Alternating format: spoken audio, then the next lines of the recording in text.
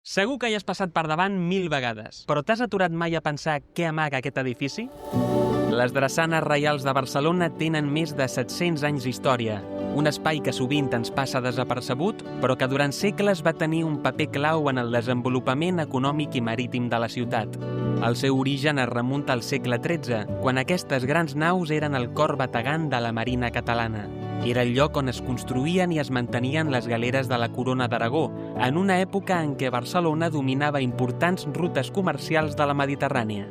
El que veiem avui és una arquitectura espectacular d'estil gòtic civil català, una joia de pedra que ha sabut transformar-se i adaptar-se als diferents usos de cada època.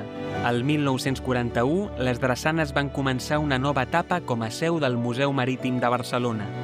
Descobrir les drassanes és fer un viatge en el temps per entendre com hem arribat fins aquí. En aquesta sèrie ens endinsarem en els secrets i les transformacions d'un dels espais més fascinants de Barcelona. Ens hi acompanyes?